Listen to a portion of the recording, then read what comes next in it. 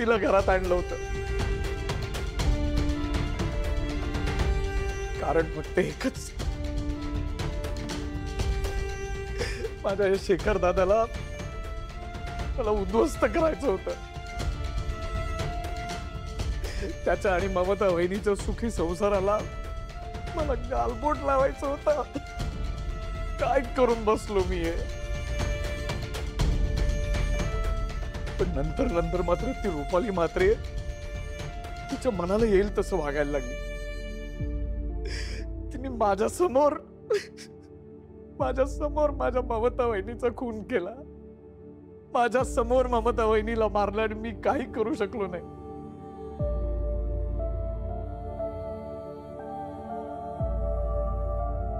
ती खूपच आक्रमक व्हायला लागली होती. कारण ती राक्षस होती आणि हळूहळू तिची ती राक्षसी वृत्ती बाहेर यायला लागली. फक्त माझ्या स्वार्थासाठी मी त्या विरोचक राक्षसाला आपल्या घरात घेऊन आलो आणि माझ्या हाताने आपल्या घराची वाट लावली. काय करून बसलो मी हे.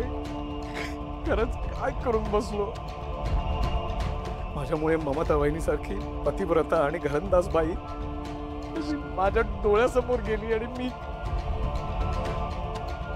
मी काही करू शकलो नाही. पुढे पुढे जाऊन तर त्या रुपाली म्हात्रेने आपल्या घराची वाताहत केली. तिने अद्वैतला मारण्याचा प्रयत्न केला. आई बाबांना मारलं. तेजस आणि फाल्गुनीच्या छोट्याशा बाळालाही मारलं. फक्त माझ्या स्वार्थीपणामुळे आपल्या घराची राख राखोळी केली. माफ करा मला. माफ करा.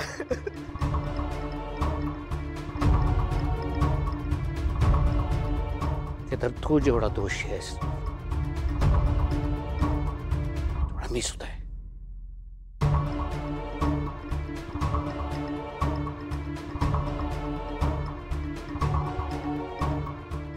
रीमा,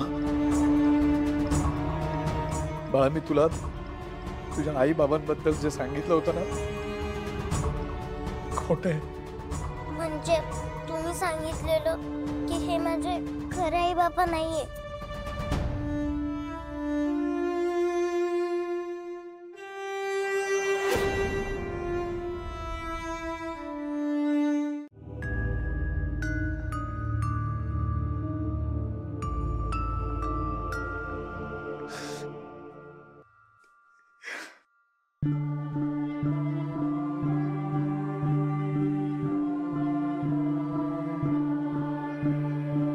केतकी, प्लीज.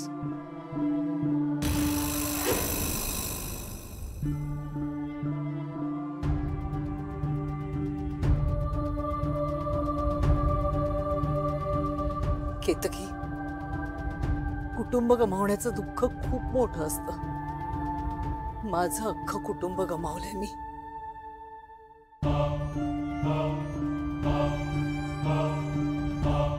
जर ते कुटुंब एक होत असेल ना तर ती संधी सोडू नकोस. प्लीज माफ कर केदारनाथ. ठीक आहे.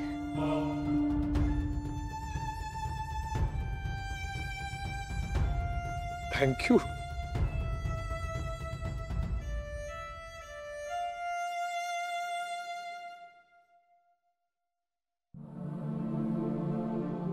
नेत्रा, थँक्यू. तुझ्यामुळे मला सुधारण्याची एक संधी मिळाली.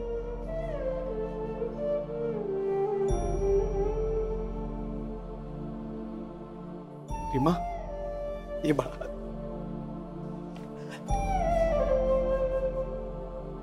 ईशा, रीमा,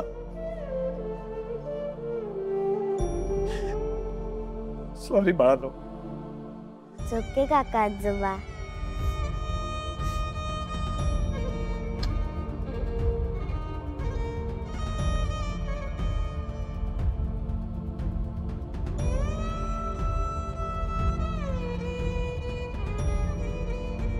आज इतक्या वर्षांनी संपूर्ण राजाध्यक्ष कुटुंब एकत्र आलंय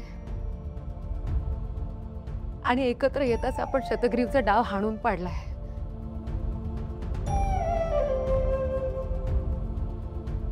असेच एकीने उभे राहिलो ना तर शतग्रीव विरोधातलं हे महायुद्ध आपणच जिंकू.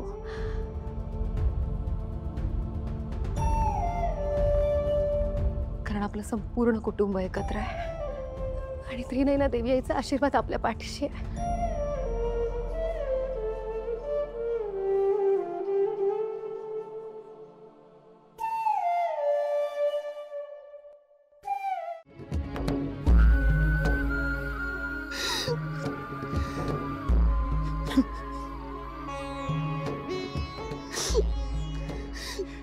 Ketaki, I am sorry. खरंच खूप वाईट वाटलो ग मी. खूप वाईट वाटलो.